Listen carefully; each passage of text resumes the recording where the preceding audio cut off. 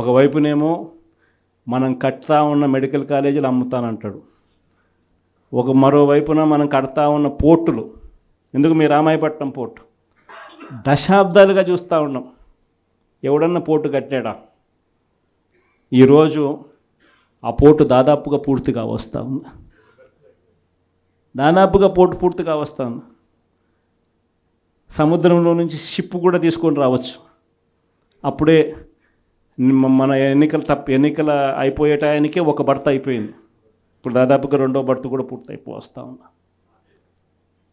ఇలాంటి పోర్టులు రాష్ట్రం మొత్తం మీద మనం రాకమునుపు 4 ప్రదేశాలలో 6 పోర్టులు కడతా ఉంటే మన 5 ఏళ్లలోనే మనము మరో 4 పోర్టులు కట్టడానికి శ్రీకారం చుట్టాం. అవన్నీ ఇప్పుడు అమ్ముతాడట చెనిక్కాయలకు బెల్లాలకి. ఈ పోర్టులు కూడా అంతే, ఈ మెడికల్ కాలేజీలు కూడా అంతే. ఇది సంపద సృష్టి అని అంటారు. ఇవన్నీ పోర్టులు ఉంటే ఈ పోర్టుల వల్ల ఉద్యోగాలు వస్తాయి. ఈ పోర్టుల వల్ల రాష్ట్ర ప్రభుత్వానికి అదనపు ఆదాయాలు పెరుగుతాయి.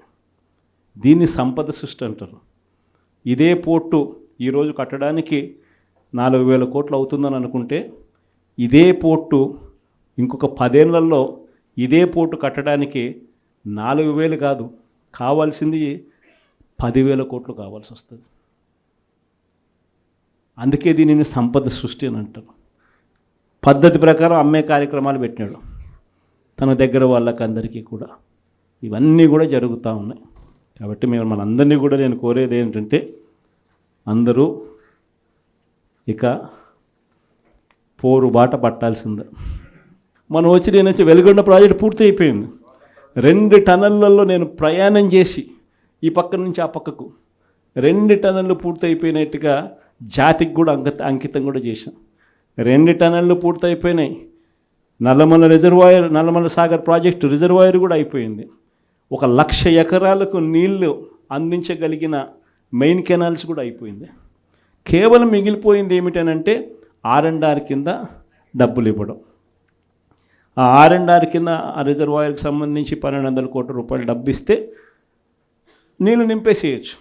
అదొక్కటి మాత్రమే ఇప్పుడు చేయాలి అని చెప్పి, ఈ సంవత్సరం చేయాలి అని చెప్పి పోస్ట్పోన్ చేసినాం. ఈ సంవత్సరం చేయాలని అక్టోబర్ లోపల, అంటే జూన్ నుంచి అక్టోబర్ మధ్యలో చేసేసుకొని అక్టోబర్లో నీళ్లు నింపడానికి మనం పూర్తి చేసిన ప్రాజెక్టును ఈ రోజుకి అంతే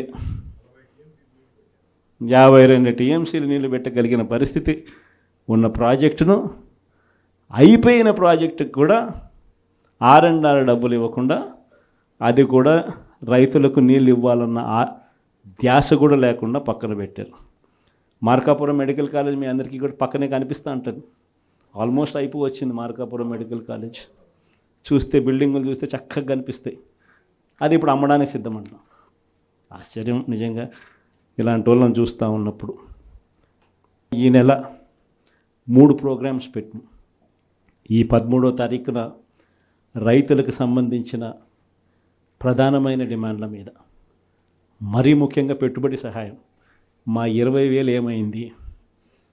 అప్పుడేమన్నారు? జగన్ 13,500 ఇస్తానన్నాడు. ఆ 13,500లో కూడా 6,000 రూపాయలు PM కిసాన్ అని చెప్పి అన్నారా లేదా? అంటే ఎలాంటి ఇంప్రెషన్ ఇచ్చినారు? వీళ్ళు ఇచ్చే 20,000 ఆ PM కిసాన్ 6,000 కాక, అది కాక మీరు 20,000 ఇస్తానట్టుగా ఇంప్రెషన్ ఇచ్చినారా? ఇప్పుడు ఏమైంది? అది పోయింది, ఇది పోయింది. ఎప్పుడేమైంది? అది పోయింది, ఇది పోయింది. ఇది నిలదీసే కార్యక్రమం. ప్లస్ ప్రతి చోట కూడా ధాన్యం పండించే ఏరియాలలో మరీ ముఖ్యంగా ఎక్కడ కూడా MSP రావడంలో, ఎవరిని అడిగినా 300 రూపాయలు 400 రూపాయలు తక్కువ రేటుకు అమ్ముకోవాల్సిన పరిస్థితిలో ధాన్యం కొనుగోలు జరుగుతూ ఉన్నాయి. ఎక్కడ కూడా ఉచిత పంటల బీమా, ఇంతకుముందు మన ప్రభుత్వంలో ఈ క్రాప్ చేసి ప్రతి ఒక్క రైతుకు ఉచిత పంటల బీమా అందుబాటులోకి తీసుకొచ్చాం.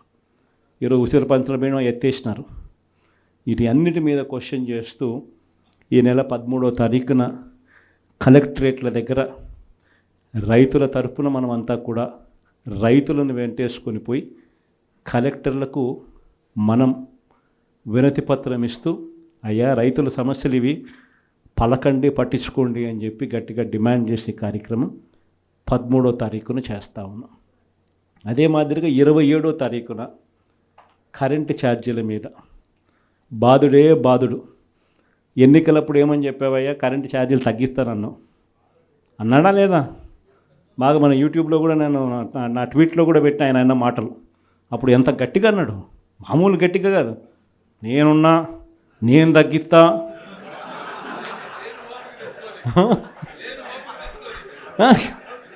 అన్న మాటలన్నీ కూడా మామూలు మాటలు కాదు.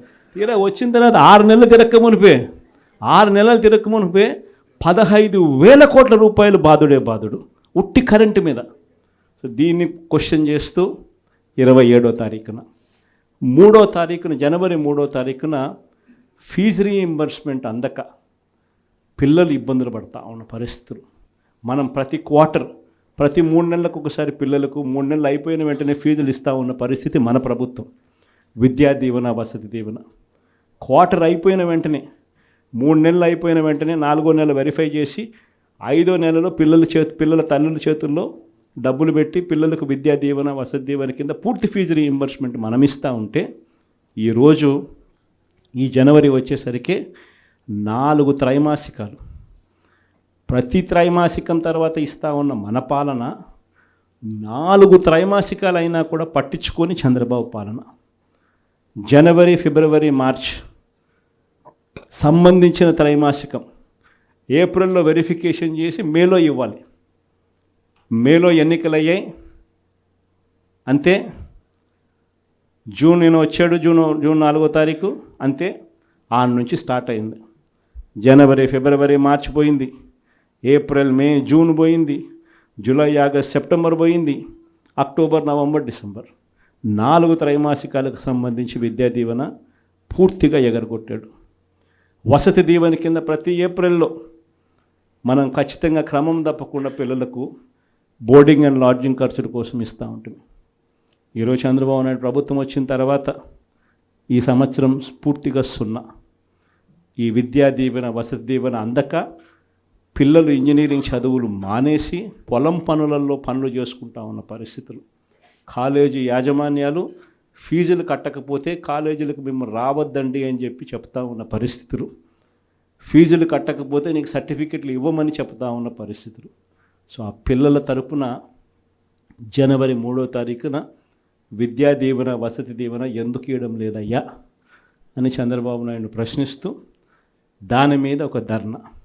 సో ఈ 3 ప్రోగ్రామ్స్ ఈ డిసెంబర్, జనవరి 3వ తారీఖు వరకున మనం ప్రోగ్రాముల్లో అనౌన్స్ చేసినాం.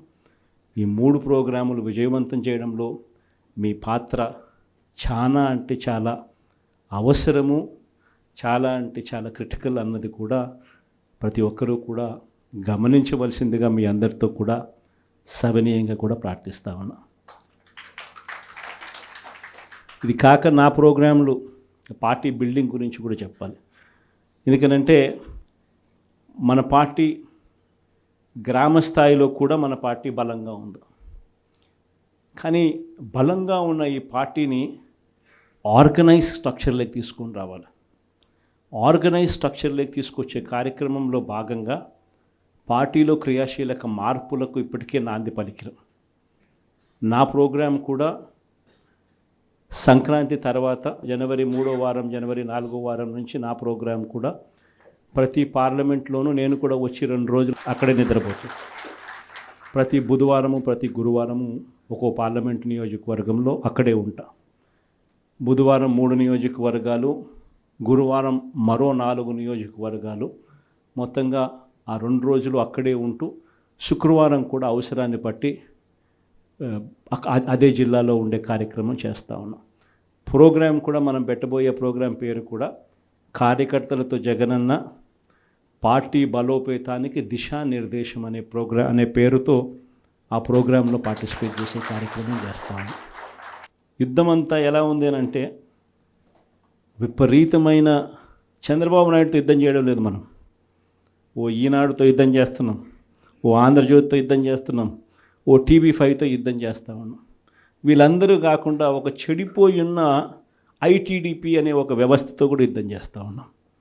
వీళ్ళంతా ఏంది, రోజు డైవర్షన్ పాలిటిక్స్, నెల నెల ఒక డైవర్షన్ పాలిటిక్స్. ఒక అబద్ధం వేస్తారు, ఆ అబద్ధాన్ని మనం తుడుచుకోవాలి. ఈ రకమైన డైవర్షన్ పాలిటిక్స్తో రోజు యుద్ధం చేస్తూ ఉన్నాం. ప్రజలకు చేసిన మంచి ఏది లేదు, ప్రజలకు చేసిన మంచి ఏది కూడా చెప్పుకునేదానికి ఏమీ లేదు. కాబట్టి మట్టేయడమే, బురద వేయడమే అదే పనిగా పెట్టుకున్న ఒక వ్యవస్థతో యుద్ధం చేస్తాం. ఈ వ్యవస్థ లేక యుద్ధం లేక మనం కూడా చేయాలి అని అంటే మీలో ప్రతి ఒక్కరు కూడా, ప్రతి ఒక్కరికి ఒక ఫేస్బుక్ పేజ్ ఉండాలి, ప్రతి ఒక్కరికి వాట్సాప్ ఉండాలి, ప్రతి ఒక్కరికి యూట్యూబ్ ఉండాలి, ప్రతి ఒక్కరికి కూడా ఈ మాధ్యమాలలో ట్విట్టర్ అకౌంట్ ఉండాలి, ప్రతి ఒక్కరికి కూడా మనం కూడా ఈ మాధ్యమాలలో మనకు కూడా ఉండాలి. ఎక్కడైనా మన గ్రామంలో ఏదైనా అన్యాయం జరుగుతున్నప్పుడు టకాని ఫోటో తీసి మనమే ప్రశ్నించాలి. ఎందుకు పెన్షన్ ఇవ్వడం లేదు ఈ అమ్మకు, ఇదిగో ఫోటో. ఎందుకు మా గ్రామంలో మా స్కూల్స్లో నాడు నేడు ఆగిపోయింది, ఇదిగో ఫోటో.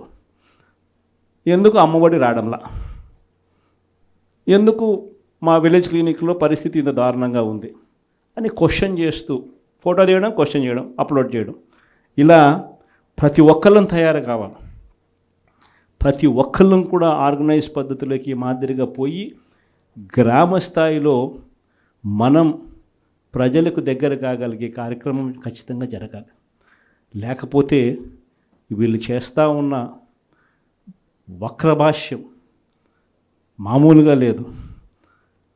ప్రతి ఒక్కరి మీద బురద జల్లడమే, ప్రతి ఒక్కటి అబద్ధం చెప్పడమే, ప్రతి ఒక్కటి వక్రీకరించడమే.